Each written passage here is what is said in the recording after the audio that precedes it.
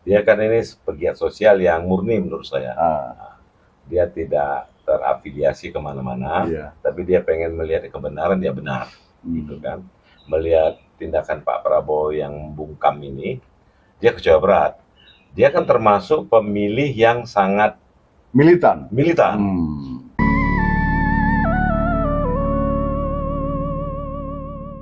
Jadi gini Pak Yansen. Oke Pak. Jadi ini ada berita nih Pak Yansen Ya. tentang pemberian abolisi dan amnesti. Abolisi itu diberikan kepada Tom Lembong. Amnesti diberikan kepada Hasto, Sekjen PDIP. Tetapi di awal berita disampaikan selain Hasto, ada 1.116 orang yang juga diberikan amnesti. Oke. Nah, tetapi berita selanjutnya dikoreksi, bukan 1.116, tapi 1.178. Oh, Kalau menurut Pak Jansen, pemberian amnesti sama abolisi itu tepat nggak sih sebetulnya terhadap dua pelaku koruptor yang sudah dijatuhi oleh pengadilan yang mengadili peristiwa korupsi itu? ya. Tepat nggak menurut Pak Jansen? Kalau menurut saya tidak tepat, Pak. Karena apa? Karena Presiden tidak memperhitungkan suara dari rakyat yang sangat menjunjung tinggi peradilan. Oh, Ini kan jadinya beliau belum urusan hukum kedua orang ini belum tuntas, mereka masih punya hak untuk banding dan sebagainya. Beliau udah masuk ke ranah itu, gitu loh Pak. By the way, ceritanya nih ya, bahasa kerennya by the way itu. Berkali-kali Pak Prabowo, Presiden Republik Indonesia ke-8 itu, saya akan melawan korupsi. Saya menyerahkan jiwa raga saya untuk melawan korupsi. Akan saya kejar koruptor itu, bahkan kalau dia lari sampai ke Antartika, sampai ke gurun-gurun pasir. Begitu Pak Prabowo. Lah belum juga setahun ngomong itu Pak ya. Tiba-tiba Pak Prabowo sebagai Presiden Republik Indonesia memang dia punya hak prerogatif memberikan abolisi kepada Tom Lembong dan Hasto PDIP, diberikan amnesti. Padahal dua-duanya ini lagi sampai di tahap pengadilan negeri gitu, tahap pertama. Nah, ternyata keputusan Pak Prabowo memberikan abolisi dan amnesti itu mengecewakan rakyat pemilih Pak Prabowo dan Gibran itu. Pada kecewa mereka Pak. Betul. Ada di sosial media berbagai macam orang bicara. Nah itulah untuk yang punya sosial media sekarang ini. Semua orang bebas berbicara kan melalui sosial media dan disebarluaskan loh Pak. Tapi Pak, kalau kita runut, ini asal muasalnya dari Presiden kan minta persetujuan DPR ya? Iya, Presiden dari menyurati surat Presiden ke DPR untuk memberikan abolisi amnesti itu. Terus? Dari mana Presiden itu bisa memberikan surat? Itu dia. Jangan-jangan ada yang, Pak begini Pak. Itu dia. Yang ngeri kan Pak pembisiknya ini kan? Ya, pembisiknya ya. Dan biasanya kalau pembisik orang dekat atau orang jauh Pak? Orang dekat ya. Karena bisa bisik-bisik. Orang jauh teriak ya. Peneriak namanya. Iya, peneriak. Ada seorang pegiat sosial media dulunya namanya DJ Anak Jenderal.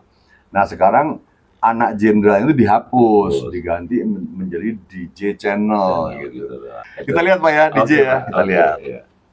Saya akan terus bersuara ketika ada hal-hal yang membahayakan buat negara kita. Bapak Prabowo membuat keputusan amnesti dan abolisi menurut saya adalah satu tindakan tercelah. Selama ini kan DPR tidak mau menandatangani RUU perampasan aset koruptor. Apalagi Pak Prabowo mendukung koruptor. Waduh, semakin seru saja negara kita ini ya. Semakin seru karena koruptor-koruptor itu diberikan kebebasan mengambil uang negara yang notabene adalah uang rakyat. Bebas kalian berpesta pora saat ini. Mau melakukan suap, kan mau merugikan negara, bebas-bebas saja.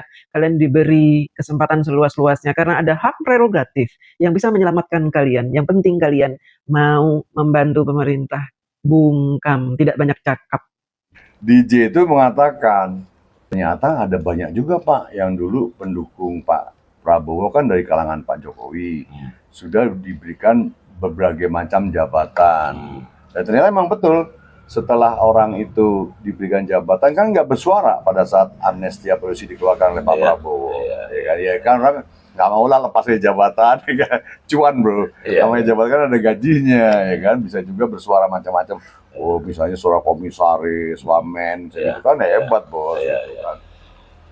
Nah ini menarik menurut kita DJ nih.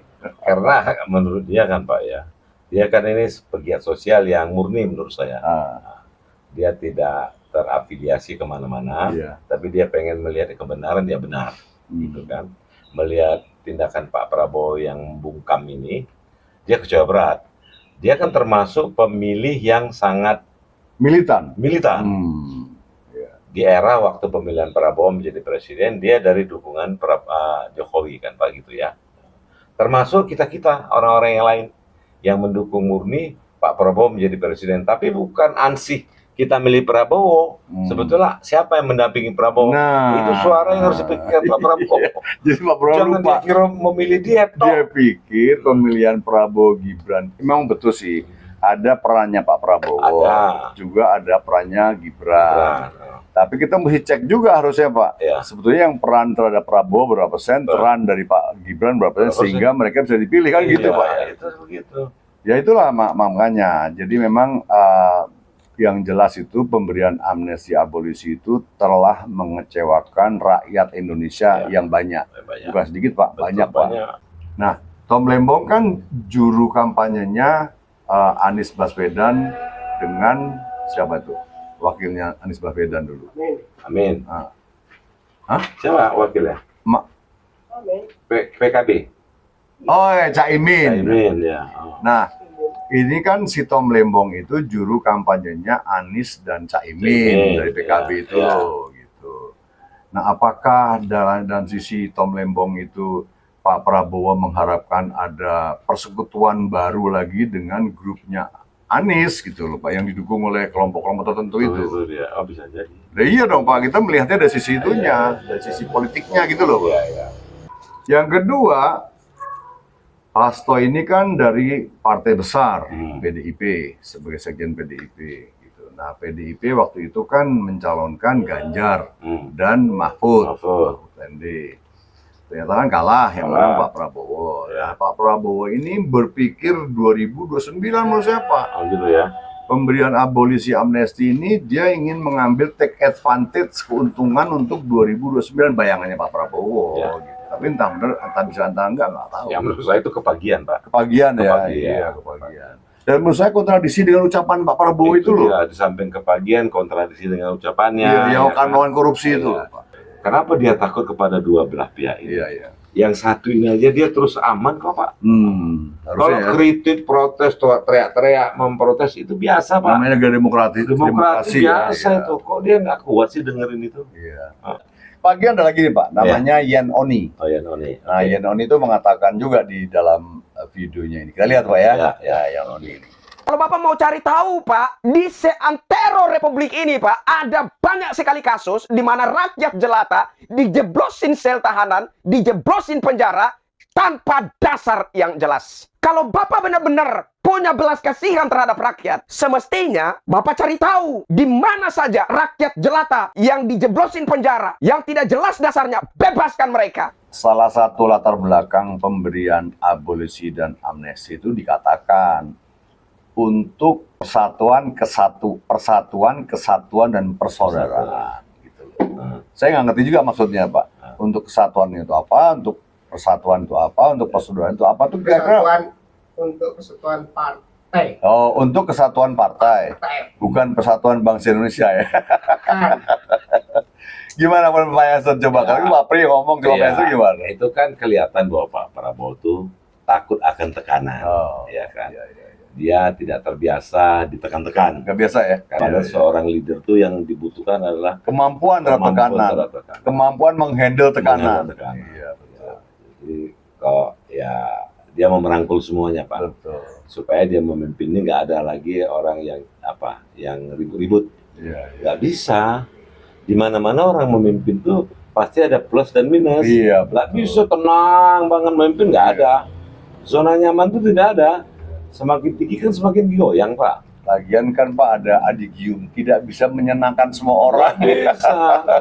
Kita kan ada 200 sekian juta orang. Wah, maksud bagaimana caranya menyenangkan semua orang? Jokowi lovers. Ada satu peristiwa yang cukup menggetarkan jantung saya. Jadi presiden kita diberitakan telah bermurah hati terhadap Pak Hasto Kristianto, Sekjen Partai PDIP, dan juga terhadap Pak Tom Lembong. Bagaimana pendapat kita ya? Ini Pak Oyen ini lebih spesifik mengarahkan kepada Jokowi lover. Gimana tuh Pak? Ya. Jadi karena dia mungkin mengetahui ya bahwa pemilih Pak Prabowo Gibran itu diantaranya Jokowi lover. Kenapa Jokowi lover memilih Pak siapa namanya? Pak Prabowo. Kenapa kira-kira Pak? Ya karena Kira-kira kenapa? gandengannya Gibran. Yang lucu lagi begini Pak. Nah, perkara Tom Lembong ini ternyata ada juga loh Pak, orang yang sudah dijatuh hukuman gitu loh Pak. Apanya? Para pelaku yang lain? Iya, kan gimana terhadap pelaku? Sudah divonis juga? Ya sudah diberikan vonis, tapi kan ini masih ada pengadilan, baru pengadilan negeri, masih tahap pertama. Kan nanti kan kacau ya. Nah, seorang pengacara ngomong, seorang pengacara ngomong, ini mesti diberikan abolisi juga nih kepada orang-orang ini. Kuasa hukum 9 importer swasta akan memohon kepada Kejaksaan Agung, CQ JPU, agar surat dakwaan terhadap 9 importer swasta ini ditarik, dicabut dari pengadilan Tipikor PN Jakarta Pusat. Dalam surat dakwaan, yang pelaku utama adalah Tom Lembong yang menyuruh, sedangkan klien kami ini adalah hanya turut serta pelaksana tugas. Jadi kalau pemberi tugas sudah dihentikan proses hukumnya, apalagi penerima tugas. Yang lebih kasihan ini bangsa Indonesia Pak. Oh iyalah. Karena ada semacam dugaan permainan masalah hukum. Seseorang yang sudah dijatuhi hukuman oleh pengadilan, ya Pak ya, akibat tindak pidana, entah itu korupsi atau apa ya, khususnya apalagi korupsi, kok tiba-tiba diberikan abolisi dan diberikan amnesti. Ada apa ini, Bro? Oh, Gitu. Kenapa ini, Bro, terjadi? Oh, semua Dulu ngomongnya mau melawan korupsi. Ngejar koruptor sampai Antartika, sampai gurun pasir. Itu dia. Kejar. Dan sekarang baru masih Jakarta aja nggak bisa kejar-kejar. Pak Bos, hati-hati nih Pak. Hati-hati loh Pak. Karena gini, jadi presiden omong-omong jadi makin benar ini. Oh iya. Makin benar.